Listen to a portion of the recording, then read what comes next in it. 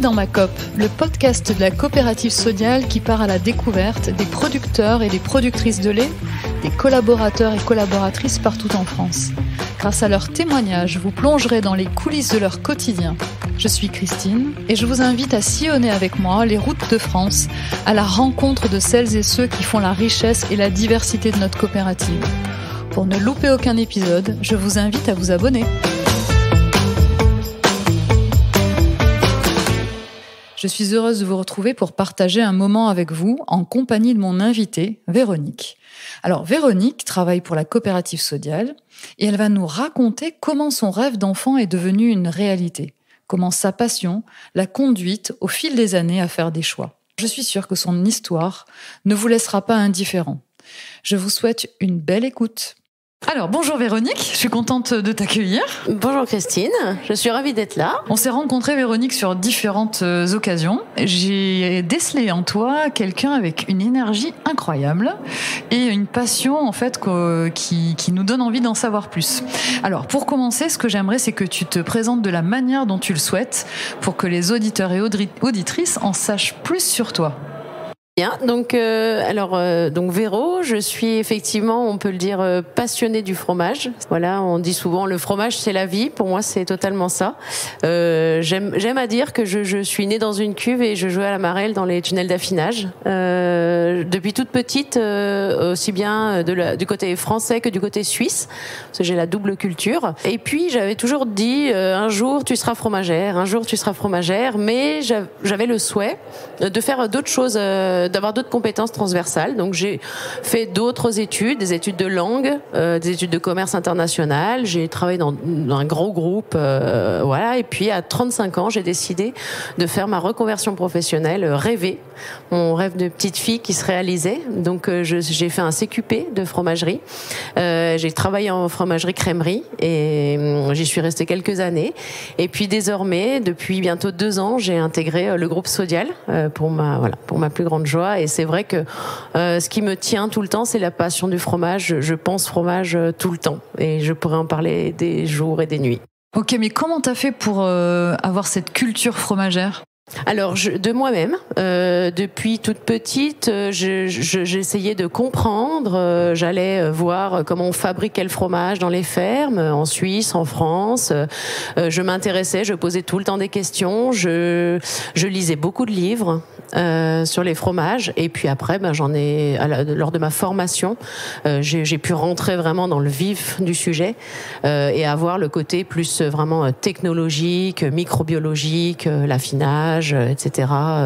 Découvrir tous les cahiers des charges des AOP, tous les nombreux fromages que nous offre le monde, même la France, mais aussi le monde. Je m'arrête jamais en fait d'essayer de connaître, de comprendre, voilà, de comprendre, et j'ai soif d'apprendre en permanence sur les fromages.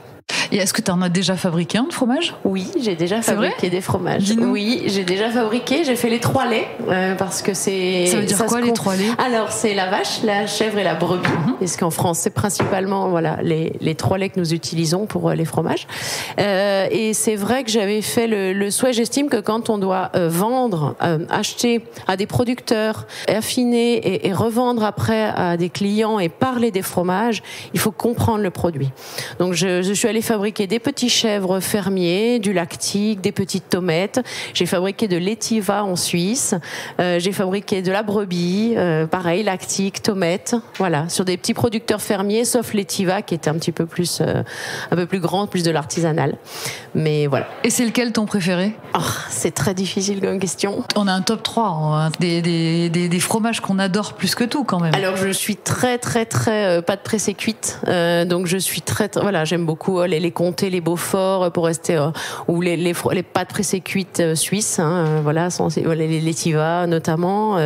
J'aime beaucoup les croûtes lavées aussi, la famille des croûtes lavées. C'est quoi des croûtes lavées ? C'est les fromages oranges.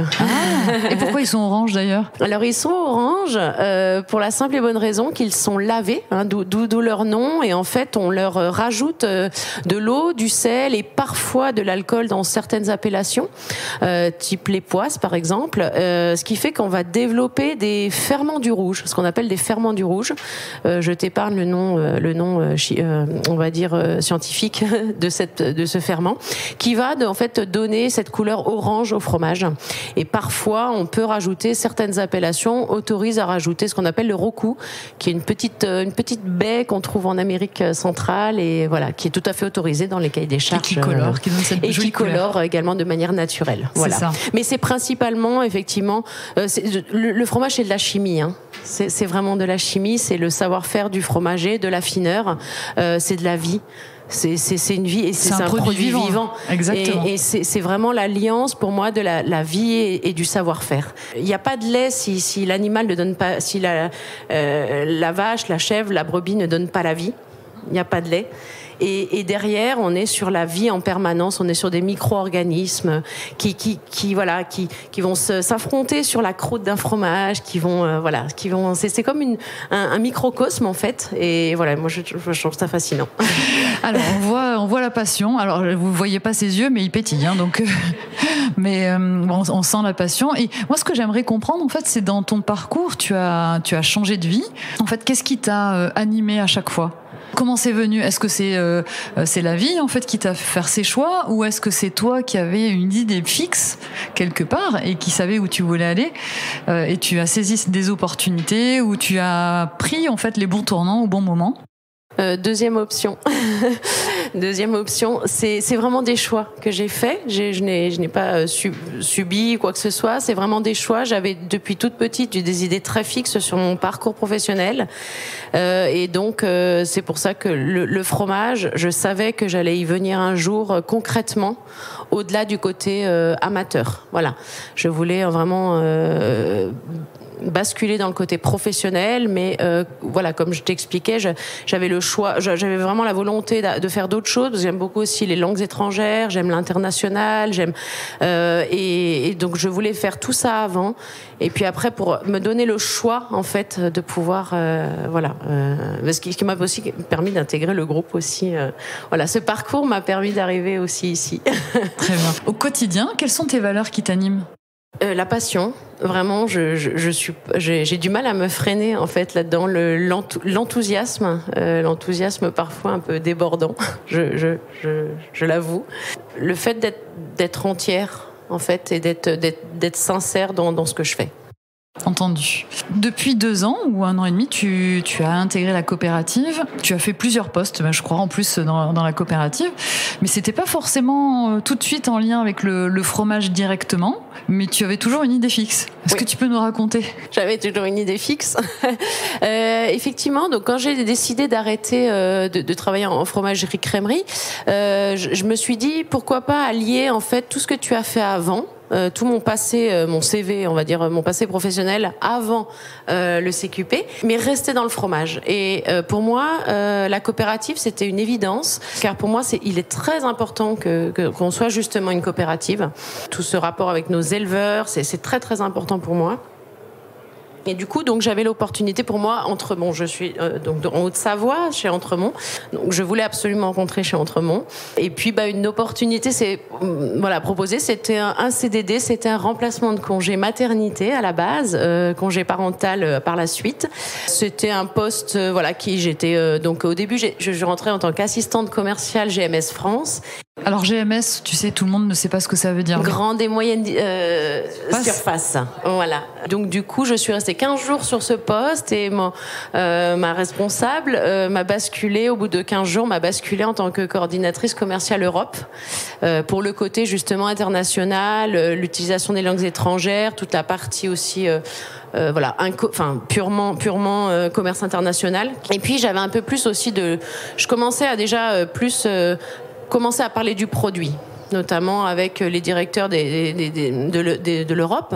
Et je commençais à prendre une certaine liberté et pouvoir un peu plus creuser dans les fromages.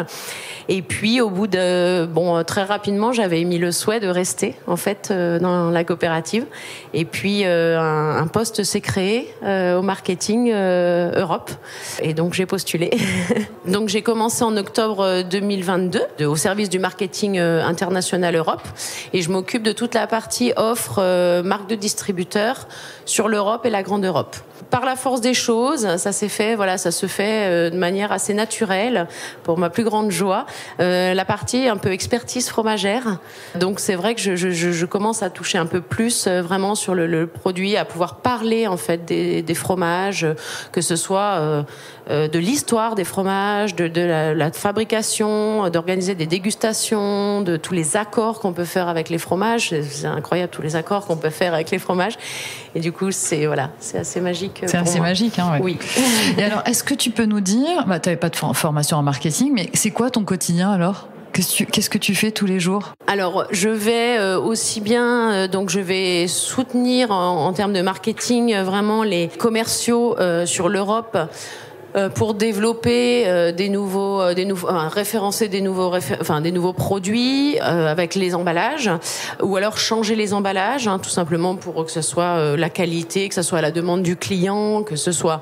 Et puis j'ai d'autres missions transversales, sur les fromages. Et alors, qu'est-ce que ça veut dire des fromages de coopérative pour toi ? Des fromages de coopérative. En fait, la coopérative, c'est un modèle qui pour moi est assez important. Je reviens un peu à l'autre partie de mes origines, mais en Suisse, c'est très très courant en fait ce système de coopérative, et ça permet, je trouve, il y a la notion de solidarité et d'entraide qui intervient et qui pour moi a beaucoup d'importance. C'est pourquoi c'est chouette pour moi de pouvoir travailler pour la coopérative. Je te rejoins 100%. C'est vrai que cette solidarité, et puis on le voit quand on a l'occasion de rencontrer des éleveurs, de pouvoir partager, de pouvoir avoir des temps de compréhension aussi des enjeux de chacun. C'est vraiment super. Est-ce que tu as eu l'occasion d'aller, vu que tu es sur le marketing plutôt européen, dans d'autres pays déjà, pour échanger sur leur culture fromagère et sur leur connaissance des fromages en France ?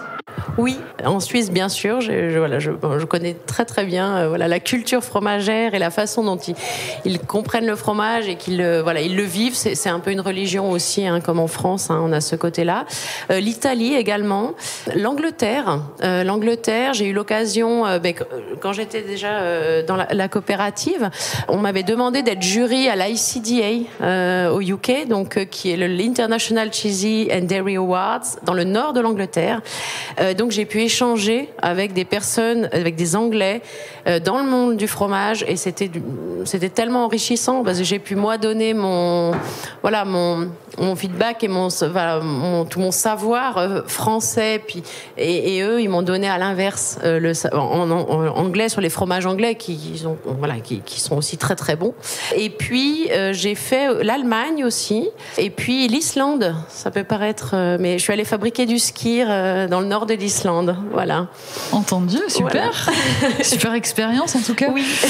Alors qu'est-ce qu'on va se dire maintenant, parce qu'en fait on se dit, ça y est, t'es dans des cycles en fait, tu te vois comment dans 3, 4, 5 ans? C'est pas un entretien d'embauche, Véro, mais c'est juste pour se dire en fait, c'est quoi ton rêve après ce que tu fais? Peut-être que tu t'éclates déjà, donc tu vas me dire déjà ce que je fais c'est déjà bien, mais tu te vois comment? Alors effectivement, ce que je fais, c'est déjà bien, mais c'est vrai que je suis quelqu'un qui, plus je peux continuer à donner, plus moi ça va m'apporter. Je me vois encore plus creuser ce côté expertise fromagère à pouvoir offrir à la coopérative en fait, que ce soit auprès des éleveurs qui nous donnent leur bon lait, et pouvoir leur expliquer aussi que leur lait, à quoi il va servir et ce qu'on en fait. Et j'ai déjà eu l'occasion de le faire une fois. D'ailleurs, c'était un très chouette moment lors du On cuisine autrement bon à Paris, avec des deux éleveuses de chez nous, et puis même former les personnes sur le fromage, donc que ce soit en fait les faire rêver, parce que pour moi c'est un monde magique, et j'ai envie d'emmener les gens en fait, les collaborateurs en fait là-dedans, les collaborateurs, les clients, différents publics, et après de s'adapter. Bien sûr, on va s'adapter si on a affaire à des néophytes ou des personnes qui connaissent déjà un peu plus, mais que ce soit leur parler de l'histoire des fromages, ce que c'est la fabrication, l'affinage, comment le déguster, comment le découper, comment le ressentir, comment l'accorder. Ça c'est des choses que j'ai envie partager et de mettre à profit de la coopérative. Bon, super, je crois qu'il y a un message qui est passé en tout cas. Il y aura certainement des jeunes qui ont envie de rejoindre la coopérative. Tu aurais un conseil à leur donner, ce serait quoi ? D'être passionné et d'aimer ce qu'ils font et puis d'avoir justement cette éthique et ce souci justement de l'entraide et de la solidarité, du développement aussi éco-responsable, et du coup ils trouveront leur place dans la coopérative. Et alors une petite dernière chose, si tu avais une phrase ou un mantra qui t'anime et que tu veux partager avec les auditeurs et auditrices, ça serait peut-être le mot de la fin. Je crois que je l'ai déjà dit au début, mais je vais réitérer.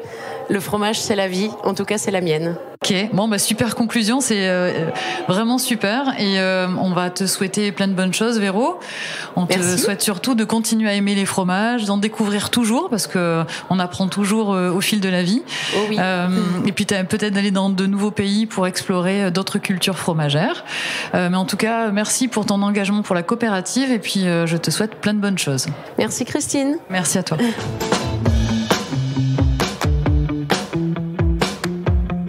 Cet épisode est terminé, mais retrouvez-nous sur votre plateforme d'écoute préférée pour découvrir d'autres témoignages. N'oubliez pas de vous abonner au podcast et de lui laisser des étoiles et un commentaire si vous en appréciez l'écoute.